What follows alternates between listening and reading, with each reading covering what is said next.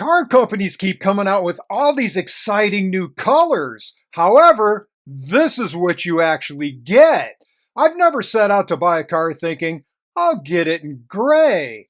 But somehow, I keep ending up with it. My Mustang, gray. Didn't want gray. Took gray. The Civic, same thing. The Pilot, yeah, gray. Whatever. The Tacoma at least is gray. I didn't notice all of this at once. It kind of snuck up on me. At some point, we didn't stop picking colors. They were taken away. We're living in the Henry Ford era 2.0 where you can get any color you want as long as it's gray. And the crazy part? It's not even cheaper. Oh, I'm Mike, the backyard mechanic, and something's going on with car colors. In fact, my Gray-dar went off. I actually experimented with grayness in college. Gray, light gray, very light gray, very dark gray. It's all just gray. Okay, I'll admit, black is psychologically more complex than gray, but it's still not a color. In fact, black is physically heavier than white. How do I know? I used my grayscale. However, white, that's just gray without a personality. White is the color of a canvas. Nobody hangs a blank canvas on their wall. But gray is a safer choice, right? It must be. When I look on Bookface Place Market, gray, gray, gray. Okay, well, that one's actually grayish. Look at the Kroger parking lot. Gray, gray, gray. Hey, what's that blue car doing? You're messing up my shot. Thing is, this has less to do with style and more to do with money. Dealers, manufacturers, even buyers, all pushing in the same direction. And if you don't know what's going on, it can cost you. Now, technically, you have options. Looking at a Toyota Tundra here, 10 colors. Let's see, Lunar Rock, Ice Cap, Wind Chill Pearl. Doesn't really give you the warm fuzzies. Okay, well, they have 4 colors, if you count mud as a color. So even when you do have a choice, most of the choices are still gray. Here's the lot by my house. Let's see what choices we really have. You'd expect from the website that 40% of the trucks are going to be in one of those colors. But instead, it feels like the color has been washed out of my eyes and I transported to looking at cars with Wally and the Beaver. Hey, Wally, look! 2 Fords. 2 whole truckloads of them.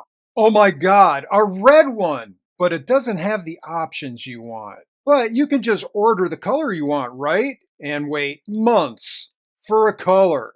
Or you can just take what's on the lot. What's on the lot is what sells. And what sells is what people think will sell again. So it's not that people don't want color, it's that most of the time, color isn't even being offered. And once that starts happening, something interesting kicks in. It's not that people want gray cars, it's that gray is what's available. Dealers stock light gray, dark gray, and gray because they're the easiest to sell to the widest number of people. Hey, I'm Chip, but you can call me Slick Rick. I got any color you want. No talking double talk. Do you have a yellow sports car? I got something pretty darn close, this gray SUV. And the buyers, they play along. Not because they love gray, but because they're thinking about resale. They see gray everywhere, so it feels like the safe choice. They're not buying for themselves, they're buying for the next owner. So you go to the lot wanting blue, but the only blue one has a markup and a 4-month wait. So you leave with gray. Dealers see gray selling, so they order more gray, and the cycle repeats. That's not a preference, that's a feedback loop. But it's okay because at least gray is cheaper, right? So you'd think gray is cheaper to make because it's everywhere. And sometimes certain colors are more expensive, but that's not really what's going on here. The real cost isn't the paint, it's everything around it. Factories don't paint cars one at a time, they run them in batches, same color over and over, because switching colors costs time, materials, and money. Every time they change colors, they have to flush the lines, purge the system, and reset everything. That's wasted paint, wasted solvent, and wasted time. So if you want something uncommon, it might not even get built and painted right away. It might take months until there's enough orders to justify an entire batch, because it's not just the body. Bumpers, trim, door handles, all are painted separately and all have to match. Cars didn't turn gray overnight, but almost. Back in 2011, after the tsunami in Japan, the world lost the supply of Xerolac, the pigment that makes cars sparkle. Automakers had to simplify, fewer complex finishes, more flat colors, more neutrals, and once the industry adjusted, a lot of that simplicity just stuck, because it turns out simple colors are easier to produce, easier to stock, and easier to sell. So it's not what colors can we make, it's what colors are worth the trouble. From a manufacturer's side, fewer colors means fewer headaches. From a dealer's side, fewer colors means less risk. If a dealer has a gray car, almost anyone will consider it. If they have something colorful, now they're waiting for a very specific buyer. For example, I won't buy anything green because I grew up in an entire house painted green. I'd tell you what shade of green, but it was somehow not a shade you find in nature. And I was forced to eat green beans for breakfast. So this isn't really about paint being expensive. It's about keeping everything predictable, from the factory to the dealership to the owner. And after a while, when this is all that gets made and all that gets stocked, it starts to feel normal. Gray just sits in the background, and because it doesn't send strong emotional signals, your brain basically stops reacting to it. It doesn't demand attention, so it becomes easy to accept. And once something becomes easy to accept, it starts showing up everywhere. Now zoom out. Cars used to be the opposite of that. In the 60s, color was the point. Okay, they really liked turquoise back then. Cars weren't just transportation, they were identity. You could recognize someone's personality from their driveway. Now most people are choosing between neutral, and slightly different neutral. And I don't get this new look. This is the we didn't finish painting it aesthetic. It was borrowed from the military and supposed to feel industrial and honest, but to me it just looks like high-end Tupperware. My Aunt Louise should be selling Civics.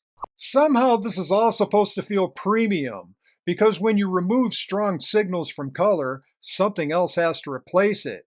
So we replace it with naming, language, and branding. This beauty's done in an Apex Nebula adaptive finish. That's just gray. Picture yourself in this ultra-luxe interstellar drift composite. That's just an obsessive Christopher Nolan fan. Oh, serious buyers always consider the load-bearing aesthetic integrity stability coating. That's not a color. That's an engineering spec. With the advancements we've made in chemistry and technology, we could have so many bold and exciting colors. But instead, we have a marketing department playing Mad Libs with new names for gray. That's the thing. Gray isn't really gray in the system. It comes with a backstory now. Perhaps you prefer the Borgia, a toned and slate gray neo, a nostalgic, non-metallic homage to the golden era of Zuffenhausen. It provides a dense, flat finish that pre-Ortiz structural priority over vulgarity of metallic sparkle. It is quite color, yet it screams inherited wealth and a total lack of financial friction. Don't you have any colors? I'm sorry, I forgot that some people still require their transportation to scream for attention like a lonely toddler in a grocery store. So are people falling for this? Do you even have a real choice? So what does this mean for you? You know, like the chapter title said. This means the next time you go to buy a car, you're going to walk onto a lot full of gray cars and somehow convince yourself that that's what you wanted. You'll stand there like, yeah, this one's nice. Nice. It's the same color as the pavement. You'll find the one red car and immediately start talking yourself out of it. It's a little bright. Yeah, that's the problem. It actually has personality. And then you'll look at the gray once again and suddenly become a philosopher.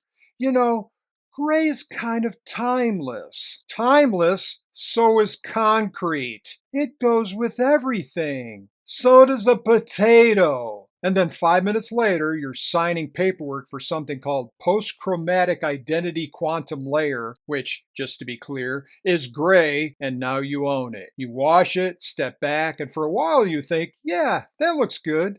Because of course it does. It's a brand new purchase. But the color is not really exciting the brain. And then 6 months later, you're walking up to it in a parking lot and you realize you just paid $60,000 for gray.